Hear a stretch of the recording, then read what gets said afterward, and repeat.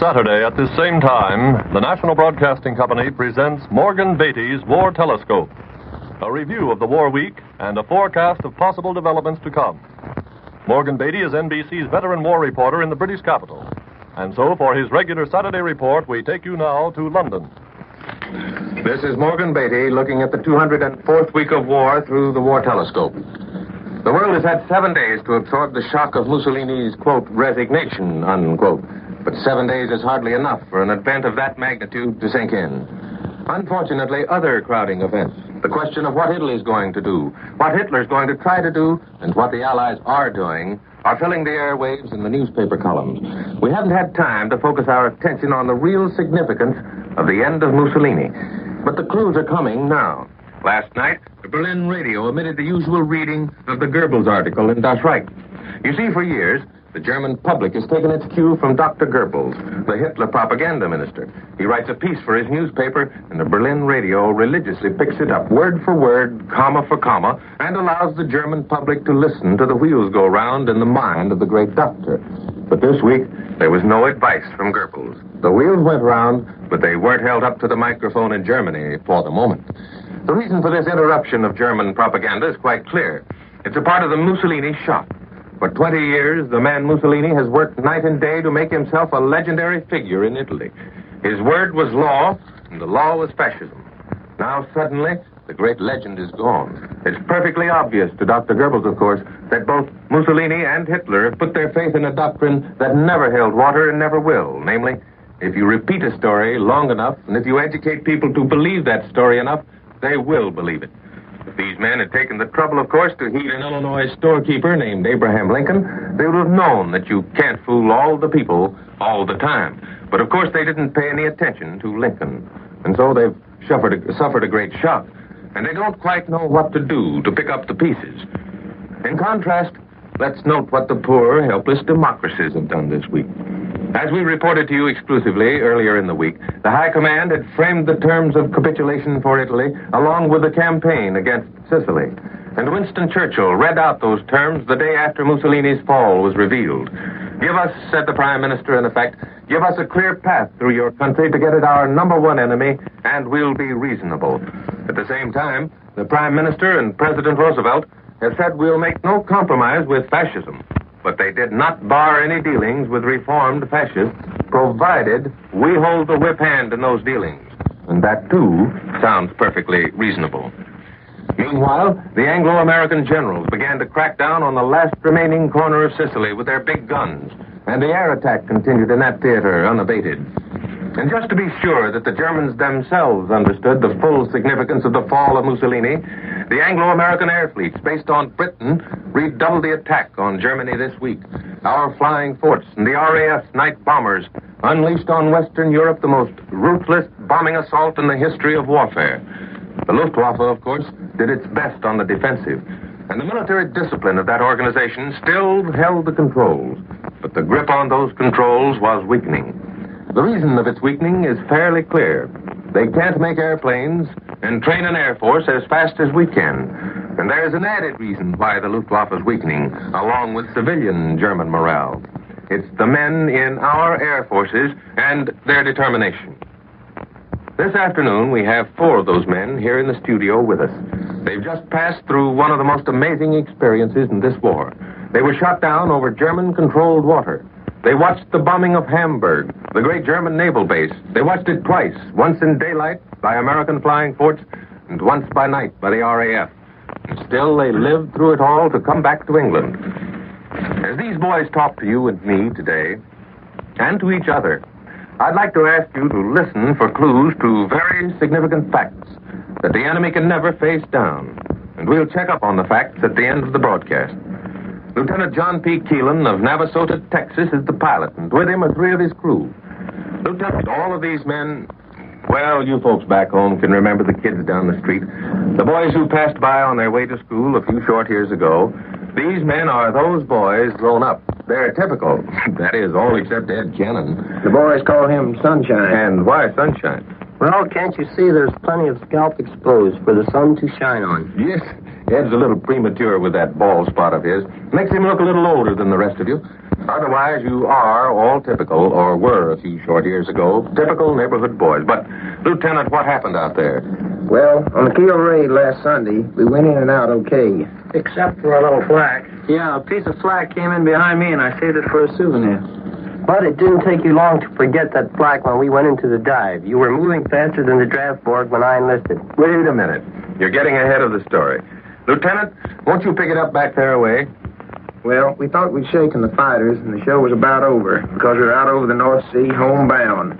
But 3 stray Fock Wolves made a quick pass at our formation. They all lined up and came in through, one right after the other. Everybody in the formation opened up on them, but they winged us. You mean literally? Yes, a cannon shell went in our right wing. And smoke started pouring out. The wing caught the fire. We went into a dive. I gave orders to prepare for ditching. That's Air Force lingo for crash landing on the water, of course.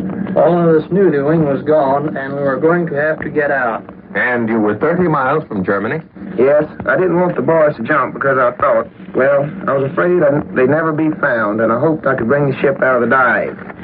We all came forward to the radio compartment, and we figured the lieutenant was right. The dive was not too steep. And sure enough, he pulled it out, and we hit the water just as sweet as we would have come down on concrete. But you forgot to say, Sergeant, that the waves knocked the ball turret clear through the ship and the fuselage cracked. That's right, but we still had about 10 seconds to get out. I think you had 15 seconds, Ed. Anyway, we pulled the dinghy releases, and 3 of us got out into the dinghy without getting wet. In 15 seconds. Man, that's speed. Well, you can make pretty fast time when you have to. Anyway, there we were, crowded into the rubber boats, and our ship had disappeared under the waves. Now, this was about 6 o'clock last Sunday night.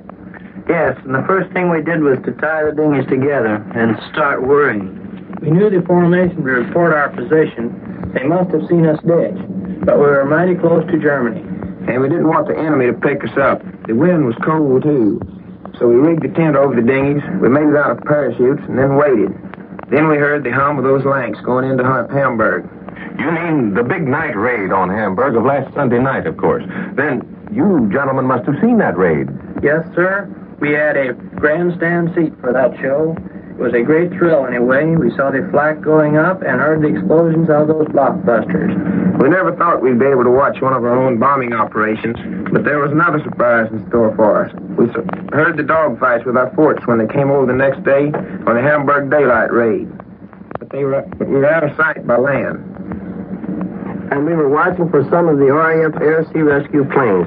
We thought they ought to be coming along. And sure enough, about 1 o'clock Monday, a big Lank came over and spotted us.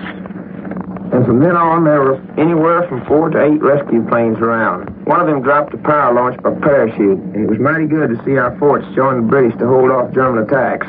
We pried off the waterproof cover to get the directions for running the power launch. And our navigator figured the course to steer. He's Bill Gorwick of New York. And he hit it right on the nose. One of the rescue planes signaled exactly the same course to England, and we got out of German waters as fast as we could. Then as the planes gave out of gas and night came on, they dropped out of sight. The next morning, about 10, a Danish fishing boat picked us up, launch and all. They offered to get us closer to England. But the Air Sea Rescue Service wasn't taking any chances. They sent out RAF power launches. Be sure that the Danes wouldn't take you. When the British power launches that way this week, I want to tell you, the Air Sea Rescue Service and the Royal Navy will go to any length to get us out of the drink. And they don't ask you whether you're British, American, French, Norwegian, or even German. They come right out after you, and they keep coming until they know you're either safe or gone. Well, I wonder what happened to those Danes.